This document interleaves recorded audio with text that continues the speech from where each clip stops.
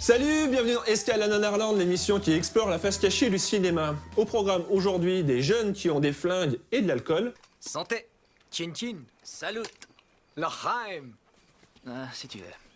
Des boss de fin de niveau. J'ai un pressant besoin de ton corps qui me servait là très longtemps, petit. Magnifique. Et une coupe au bol. Allez, c'est parti.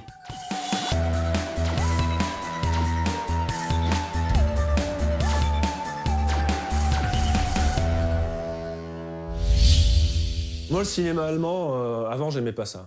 Je trouvais ça chiant, fallait réfléchir. Et puis un jour, j'ai découvert House of the Dead. Et depuis, et j'ai bien consterné.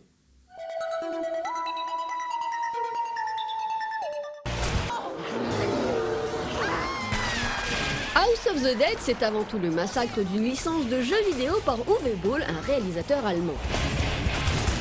Dans le jeu, on dégommait du mort-vivant à tout va, et dans le film, c'est pareil, on envoie des zombies ultra méchants manger des survivants ultra crétins. À l'image de cette blonde au rire irritant. On va pouvoir danser toute la nuit et j'ai bien l'intention de m'en donner à cœur joie. Très irritant. Il s'est sûrement passé un malheur. Ouh, comme quoi? Le but de Uwe Boll avec ce film, c'était de percer aux États-Unis. Du coup, il y allait franco et nous a servi un produit calibré pour les jeunes. Le cahier des charges est limpide. De la musique tuning, check. Du un peu gore mais pas trop, check. Des bullet time pour faire mode,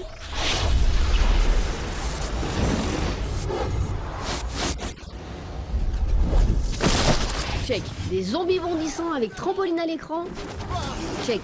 Et évidemment du plan nichon, check, check, check et recheck. Le pire, c'est que le film a obtenu des aides à la création du cinéma allemand. Voilà pourquoi on trouve Jürgen Prochnow perdu au milieu de ce casting d'ados. Un acteur de cette trempe, ça aide sans doute à avoir des subventions. Combien? $300, ça vous va? Je pense que 600 serait mieux. Bon, il y a quand même un bon point, c'est cette séquence moment de bravoure. Enfin, si on fait pas gaffe aux rails de travelling là en bas. Mais 10 minutes de dégommage de zombies bien fichus pour Uwe Boll, c'est beaucoup trop. Du coup, à la fin, il pète littéralement un câble et invente le montage épileptico-hystérique à la tronçonneuse. Attention, accrochez-vous.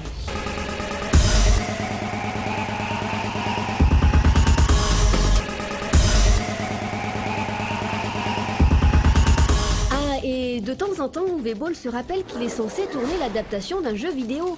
Du coup, il nous le fait comprendre en gavant le film d'extraits du jeu vidéo. Subtil.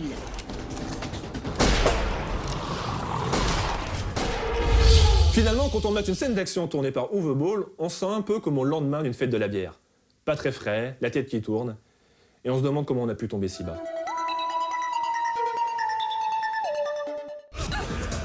Ce serait presque ça, le style Uwe Boll. La technique tient la route, il y a même des bonnes idées, mais à trop vouloir en mettre plein la vue, ça devient n'importe quoi. À tel point que, ça fait du bien quand ça s'arrête. C'est terminé, pourriture. Est-ce que quelqu'un pourrait dire à Uwe Boll que la vie, c'est pas comme un jeu vidéo? On ne peut pas faire de sauvegarde pour éviter de répéter les mêmes erreurs. Dankeschön.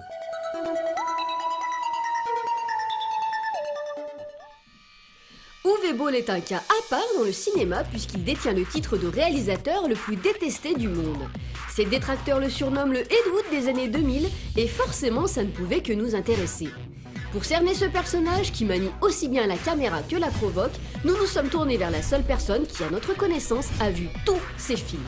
C'est un escroc, Uwe Boll, parce qu'il vend des films qui ne sont pas ce qu'ils sont réellement. Il achète des franchises de jeux vidéo pour en faire les adaptations et ça ne ressemble jamais aux jeux vidéo, quoi. C'est un escroc, mais magnifique, parce qu'il a trouvé le système qui le rend autosuffisant et qui lui permet de continuer à faire des films. En presque 10 ans, Uwe Boll réalise près de 20 films, dont un bon paquet d'adaptations, toutes moins fidèles les unes que les autres. Une approche quasi industrielle qui en a irrité plus d'un. Disons que pour les geeks qui avaient une relation charnelle avec des jeux vidéo qui étaient leur Madeleine de Proust, pisser comme ça sur leur nostalgie et sur leurs souvenirs, c'est mal passé, quoi. Des House of the Dead, sa première adaptation, le Uwe Boll bashing se déchaîne sur le web. Une pétition signée par plus de 350 000 personnes le supplie d'arrêter le cinéma, Et le réalisateur reçoit même des menaces de mort. Il finit par riposter avec un gros coup de com'. Il invite les blogueurs ayant détesté ses films à l'affronter sur un ring. Et ils se sont fait défoncer parce que Weibol est boxeur. Kayanka's down on the canvas. Oh, there's a big right hand. Après ce coup d'éclat 2.0, Uwe Boll continue de produire des films, car son cinéma est hyper rentable. À tel point qu'il s'éloigne des adaptations de jeux vidéo pour se construire une filmographie complètement barrée. Aussi bien, il fera une série de 3 films d'auteur complètement hardcore, pour enchaîner avec une nouvelle adaptation de jeu vidéo qui est encore pire que toutes celles que t'as vues jusqu'à présent. Je pense à Far Cry. Puis pour faire une trilogie sur la Seconde Guerre mondiale, enfin ce mec est imprévisible. Alors Uwe Boll est-il le nouveau Ed Wood, comme on peut le lire partout sur le web? Je vois pas de rapport entre Uwe Boll et Ed Wood, à part peut-être dans des systèmes de production qui sont parfois un peu flous. Ed Wood était un auteur. Uwe Boll, quand il fait du cinéma d'auteur, c'est la surenchère dans le dégueulasse. Sid, ce n'est que ça. Stoïque, ce n'est que ça. Darfour, ce n'est que ça. Il sait pas faire autre chose. Uwe Boll n'a pas une filmographie, il a un business plan. Quoi. Et en bon boxeur, Uwe Boll s'accroche et espère encore une victoire au point. Et il n'est pas loin d'y arriver. Il est aujourd'hui un véritable indépendant, et chose impensable il y a 10 ans, il a désormais des fans. Ils le défendent que sur quelques films. Et honnêtement, le meilleur moyen de se faire vraiment un avis objectif sur Uwe Boll, c'est de regarder ses films chronologiquement. Et je dis bien tous ses films. Voilà, fin de cette escale. Alors qu'est-ce qu'on peut retenir? Eh bien que House of the Dead c'est Dutch Qualitate, que même joueur joue encore, et que Uwe Boll doit sûrement filmer avec les mêmes gants qui lui servent à boxer. On se quitte avec l'extrait en trop, et surtout n'oubliez pas, le pire n'est jamais décevant. Vous avez une belle paire de couilles, Brody, je vous le concède. Mais vous vous êtes pris les pieds dedans une fois de trop.